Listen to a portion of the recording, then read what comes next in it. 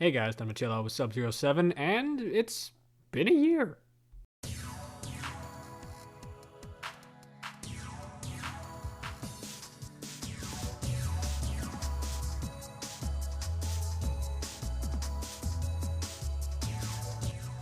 Six Let's Plays in total were finished across this year, and though my numbers weren't as high as I may have liked, it was always a fun time. Star Fox Adventures, Metroid Fusion, Mega Man X3, Monkey Ball, Super Mario Galaxy, and Metroid Other M. All were enjoyable to some degree to me. So I thought, well, what's a better way to celebrate a year than looking back at what we did and having a nice conversation about it?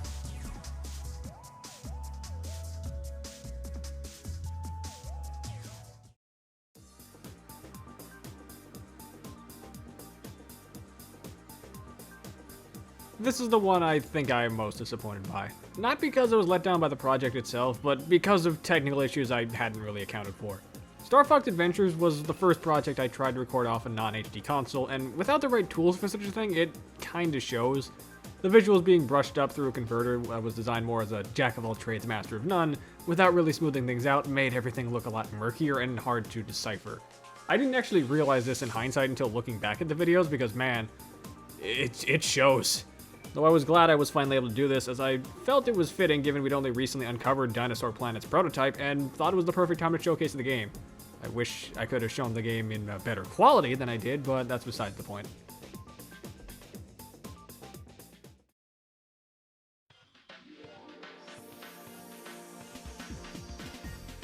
After Adventure's flubs, I decided to play it a bit safer with this one and opted to utilize the Wii U Virtual Console for Metroid Fusion, and in hindsight, that was the better call.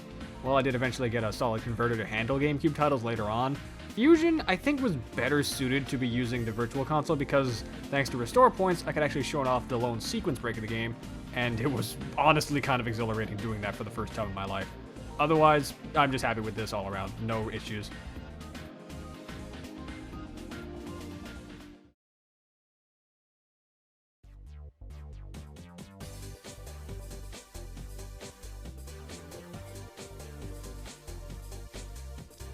This one was weird. The first Let's Play for me of a game I actually don't have that high of an opinion of.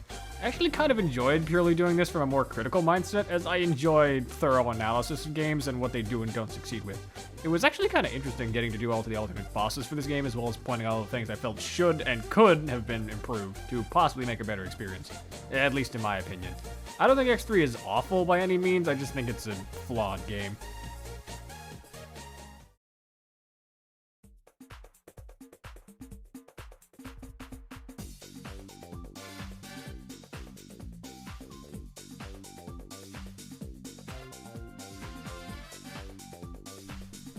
This was another first to me, and honestly, I was really nervous about doing this game in particular. I love Monkey Ball, but I'm less experienced with the first game than I am with the second, and I really had to take some liberties to ensure it could actually show off all the master stages in the end. But I'm glad I did that for myself. It's hard unlocking those even through normal means, so I don't care if I had to take a few liberties, because I just wanted to experience it for myself. This is also the time I actually did get myself a better upscaler for GameCube that I'll be using for the foreseeable future, and I'm really glad at how well it worked for this, so that's something I'll be using for the foreseeable future.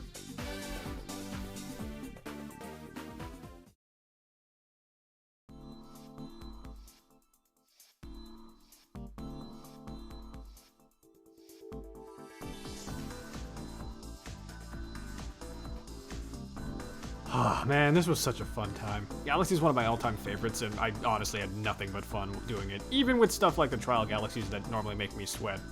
Or the purple comets giving me long stretches of really nothing. The soundtrack still resonates with me as one of my favorites of all time, and it was just a joy to re-listen to once more, as well as getting to explore some of the Plumber's best levels of the franchise. And yeah, I stand by that.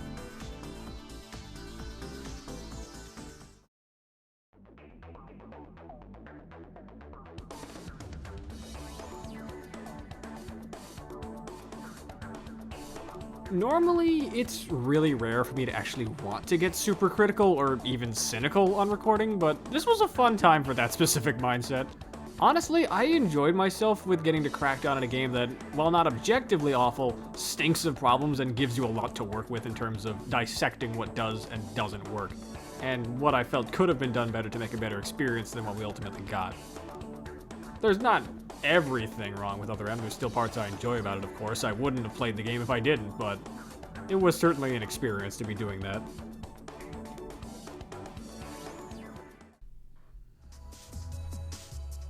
And really, it's just been fun getting to do so many things across the year. While I'm ultimately disappointed that nothing drew people in droves quite to the same magnitude as a certain time we punched stereotypes, I was enjoying myself regardless.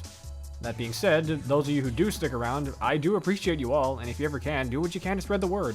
And while I hate saying this, be sure to like, comment, and subscribe, because it does help the channel grow a lot.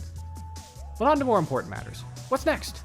Good news is, I've determined what my next project is, and I'm very excited for what it's going to be. And I actually do have a hint for you all. Next project is a sequel to a title we previously covered. But that's all you're going to get for now, and hopefully I'll have more to share with you soon, but until next time, ice out.